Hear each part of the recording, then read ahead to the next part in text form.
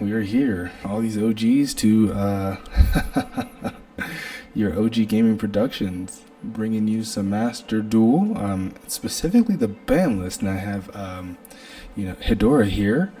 Why don't you, they know you already, but why don't you go ahead and introduce yourself? Hey guys, it's your boy, Hedora Daikaiju. Yes, sir. How's everybody doing tonight? Well, I'm guessing they were probably better before the ban list, or maybe, I guess if you were just tier limit and Sprite players, but Yeah, I was gonna say, depending on what side they fall on. right, yeah, maybe not so much the those that hate Cash Tira, right? If they're they're probably celebrating. They probably got the champagne out. Like, we did it, guys. Right, yeah, they waited it out. So, to get right into it, the ban list for September is here. It's going to take us into October and into the new pack release. Specifically here, we have Nimble Beaver, and looks like we have Tearlament's Havness. So Nimble Beaver and Havness. I hate that damn beaver. I hate that damn darn beaver. Family friendly. Right, yeah. No, I'm gonna have to mute that, right? No, I think that, with me, anything where Tearlaments is hit and banned, I'm good with, right? They can ban the rest of the cards. I'm right. Okay. I'm not. But Yeah, go ahead. Like I said before, OG. After that last ban list came out, or whatever that card was, that was just flat out like, nope, you can't have it. I have not had near as many issues with Tearlament. So, I'm not gonna lie. When I saw Tearlament got hit again, I was actually kind of surprised. Really?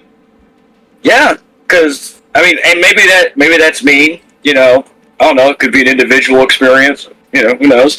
But it's just, I was surprised. I was like, huh, they got hit again? Okay. Yeah. And then I saw Nimble Beaver was on there, got limited. I was like, good.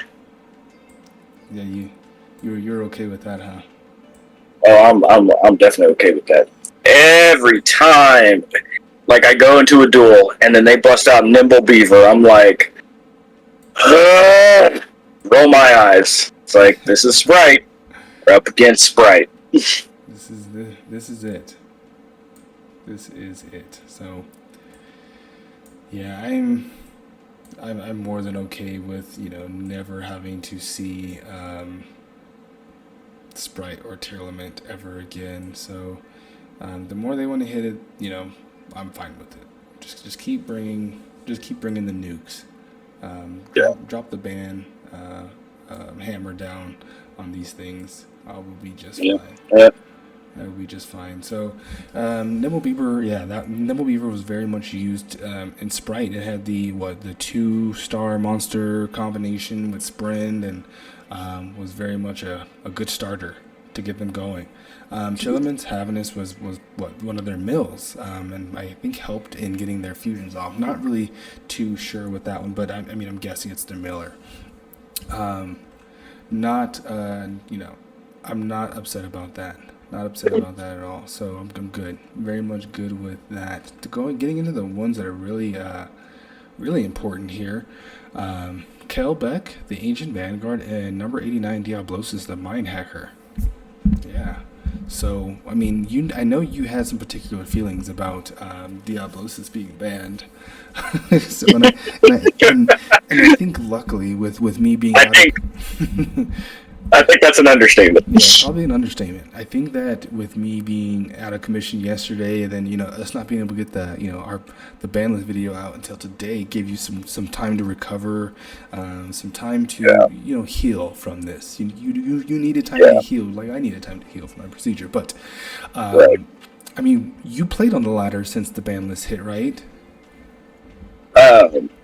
Well, not since the ban list hit. I was able to use Diablosis at least one more time today before the season ended. Okay.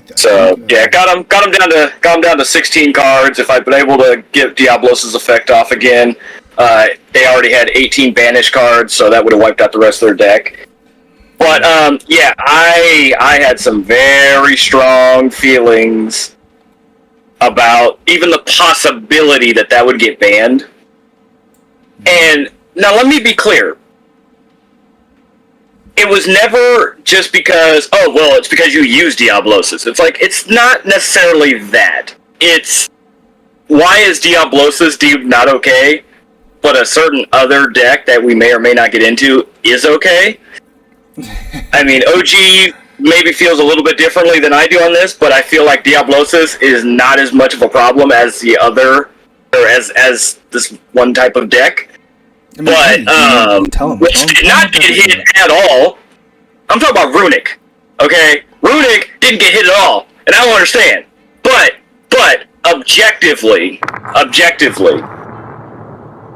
you know, after my initial reaction, which I am entitled to as a Yu-Gi-Oh player and as a human being with emotions and attachments, objectively speaking, after having a day or so to think about it, yes, it does make sense. Because it wasn't really just a matter of,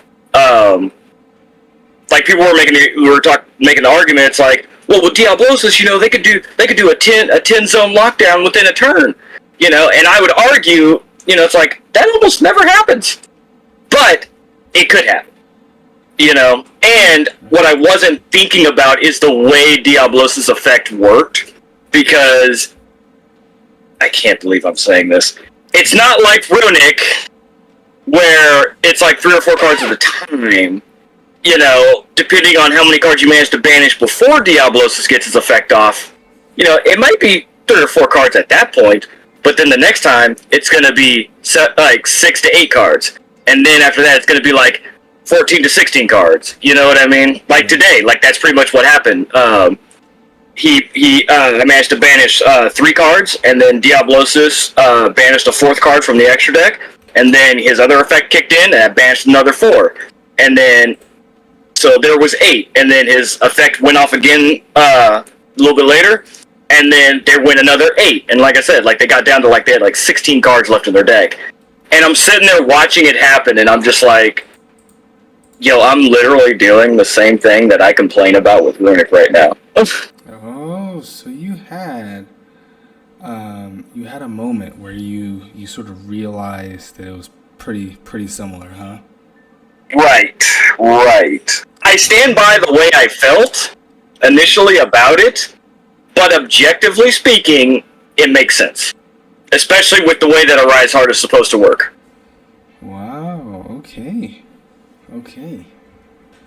I mean, yeah, it's been a long time coming for that because you were definitely you were very adamant that it was not a problem. Okay, but yeah. I was, and call it stubbornness, call it pride, call it bias, call it what it is. But the reality of it is I had that moment where I realized, like I said, I was doing the exact thing that I complained about with Runic. I still hate Runic. I still think Runic should not be allowed. I still stand by if Diablosis is not okay, then Runic shouldn't be okay. Because what happened today, I've rarely done it like that in a duel, and I've rarely had it happen like that to me in a duel. Yeah. Whereas with Runic, it happens every single time. My whole deck's gone. Because I can't do anything. But is that because I'm using Makanka? Where it's like if the only way I can attack my opponent directly is if I got double-edged sword attached to one of them. I feel that maybe there's a debate there. Yeah. I don't know, but I definitely agree that Runic is just not pleasant. I guess, we do know that, at least in Master Duel, Runic is, if 1 to 2 pretty much for every card is limited or semi-limited. So, I guess, and I think I had mentioned earlier, like, how else, what more could they do? Anything more, maybe? Would it kill the deck, I can't recall what fountain's at, but would that kill it? I'm okay with that. If Runic's dead, I'm okay with it. I'm okay with Runic being killed too. But I guess you could also make the argument that it's like, if you limit it any further, will that kill the deck? And then, whereas with Diablosis, that's one XYZ that's not even part of the Kashtera archetype. It just works well with Kashtera. Yeah. And to be clear, the reason why I feel like Diablosis was never as much of a problem, the main reason is because I feel like there are way more outs for Diablosis than there are with Runic. Yeah. I guess the argument, right, that people were making was, the argument is always draw that out, right? It's like, that statement to me, it's sort of like ignorant. It's like, I guess if you have the heart of the cards, right, we all just have the heart of the cards. We could all just draw it out. And it's easy, right? Oh, do I need to win this match? I don't have an ideal hand. I must draw the out. I'm gonna draw it. I'm gonna draw the out. Everyone knows that I'm gonna draw the out. Right? Right. So right, we're all Yugimoto. Right. So to your point, right, drawing that out looks a little different with Runic than it does with Diablosis. Diablosis, I think we have a couple different outs for Diablosis. Have it be a Kaiju, Reigeki, Dark Hole. So any sort of targeting or non-targeting destruction. Right. But you can't use any of that with Runic. Right, swinging over it. Runic, to draw the out, you literally have to draw something, card destruction to destroy their Feather Duster, Lightning Storm. So you have to draw something that's going to destroy the spell card and get rid of their field spell. I find that significantly more difficult because they're banishing cards. With each one of their spell cards, they're banishing 2 to 3 or 2 to 4 cards.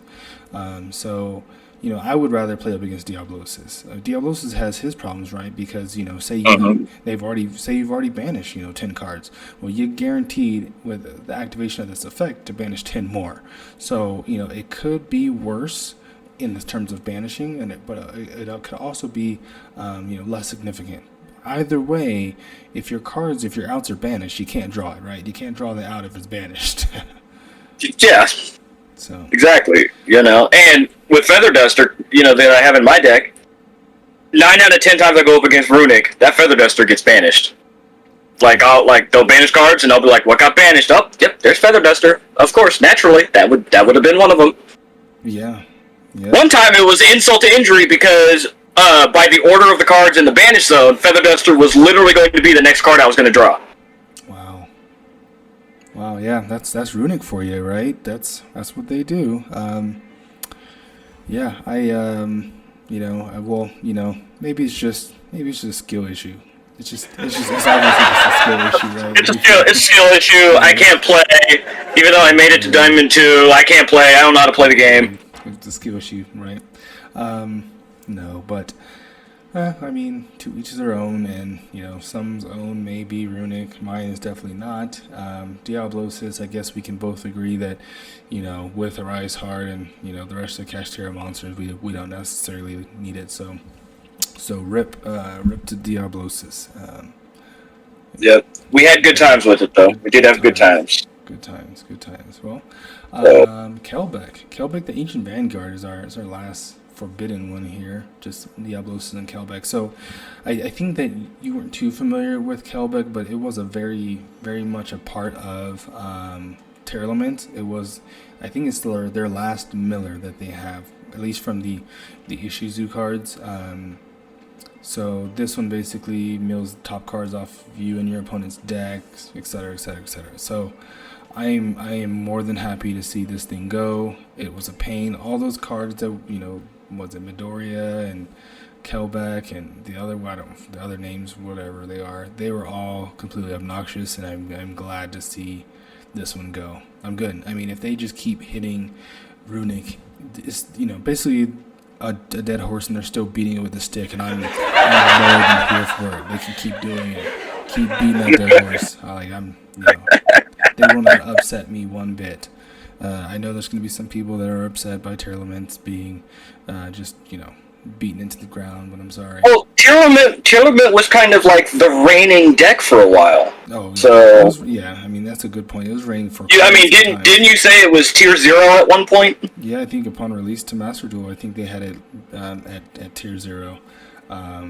But yeah, it's they've hit it so many times. I guess they just maybe these were just pre-planned hits just because they needed to keep hitting Tearlament, and now they're just flowing through. But no, they Tearlament was already very much limited, and there's a lot of hodgepodge of cards thrown in there just to try to get it to work, and it was working. I mean, Tearlament is a very strong deck, and it seems like no matter how hard they keep hitting it, people are still holding on to that hope.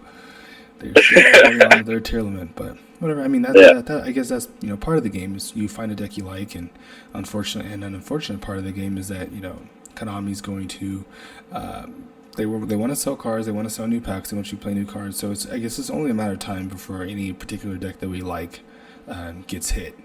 So, except for the Wanderers, apparently they have flown under the radar. Pun intended. Yeah, literally. Float Wanderers. Oh my god. Yeah, that one sometimes is not very pleasant to go up against either. But I mean, I can't complain about everything, so I'm gonna complain specifically about Runic. I'm mainly going to complain about Runic too, and with Tier, I'd say in the last 48 to 72 hours, I think I've come across a Tearlament deck once. Yeah, so and that's between both my Makonko deck and my Kashtera deck. And so, I mean, after that last hit that it got, I mean, I would say people. I mean, you say still a lot of people out there holding out hope. I would say I don't know about a lot. Because the frequency of running into that deck dramatically dropped. Yeah, maybe a lot is a strong word. Maybe there's just maybe just some. We'll say some people are still holding on to hope, but maybe not too many at this point. Yeah. Well. I am particularly interested in seeing how this next season is going to play out. Now, I think I'm definitely going to. I played Makonko Hitmaster this last season. I thought I had a lot of fun playing Makonko. I think that was great. And just for transparency for everyone, we haven't played. Before Master Duel, right? It had been over a decade, 2 decades maybe, playing the TCG, and then coming back, I did tinker in Duel Links a little bit. King of Games a couple seasons. I never played Duel Links. And then I jumped into Master Duel. It was right around the time Labyrinth came out. So what was that, July? End of July. So I didn't get a full season in there. I hit Diamond, and then these last 2 seasons I did Kashtera the following when that little very, very minuscule support came out, and then Makonko here. So I guess you can teach an old dog new tricks. It's been fun though. But we are both going to jump back into Kashtera this next season with the support coming in. Are you excited to see this support? Yes. Yeah. Very much so. Very much so. I'm excited to see how. Look, Kashtera is my favorite archetype. Okay, and I love the way it works. And I am really looking forward to see how it works with the rest of its support there. Yeah, so, I agree. I would be very pleased to be able to play this deck at full power. I guess it would be... The only thing though is I don't know if my deck will still be Kashtera, Kaiju, Danger Beast. I don't think it will be. Because right now that deck is sitting at 45. Yeah, some cards are going to have to come out, and so I don't know how many Kaiju I'm going to still have in there, and I don't know how many Danger Beasts I'm going to still have in there, because the rest of that support has to be in there, just has to. Yeah, you might have to. So I mean, apologies to all the 40 card supremists out there. Yeah, you're gonna have to bring that deck down for sure to 40. And I mean, the whole thing about getting the rest of the Kashtera support is that we don't have to supplement a lot of things like the Danger Beast or running like that spiritual or astral Karibo and Psy Beast, things like that. We necessarily shouldn't have to run a whole bunch of that. I think maybe we'll see what it looks like when it comes out, because I think we are still missing. No, actually, we get Scareclaw. I think we get Scareclaw. I can't remember. We'll see. I'm pretty sure in DK's video he confirmed Scareclaw. Okay, so we're getting Tearlament's Kashtira, which I don't know if that really will support us, but it'll be a card for Tearlament, so they're still holding on. But we should get Scareclaw, and I believe that'll help us. So I very much think it's time for you to. It will be time for you to tell the Danger Beast so long. So. But, And you know, have you come across Vice's Starfrost? yeah, I have in Scareclaw decks when I face them. Okay, because I thought that was a Tearlament card for some reason. So I think the lore behind it, he's involved in all of these different planets, and he's a piece of like a couple different archetypes. Okay. So because I've come across Scareclaw decks, I've obviously come across Tearlament decks, I've never come across Vice's Starfrost, so I wasn't sure if Vice's was in the game yet. Because you mentioned how it's like Scareclaw or Kashtira Scareclaw is also a Tearlament card. And I was just like... No, so they have Tearlament Kashtira. Sorry, I don't know if I specified. So they have so Tearlament is going to have a Tearlament card called Tearlament Kashtira, or Kashtira Tearlament, whichever one. And then there's also a card called Scareclaw Kashtira. So... okay. Yeah, Tearlament will benefit from the Tearlament Kashtira card because it mills. So that will help them. But ultimately, what my point is going to be, it's like, you know, they keep hitting Tearlament, but they're also adding more stuff to Tearlament. yeah. I mean, they are hitting it. I think it's more of a balancing thing.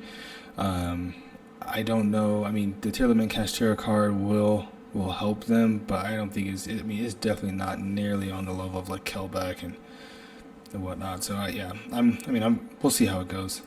Yeah. I may complain. So everybody just be ready. I might complain. Now, I think we can all expect there's going to be some tilting occurring when this new season starts. Yeah, you know, so. during this season, people tilted towards Makonko hard.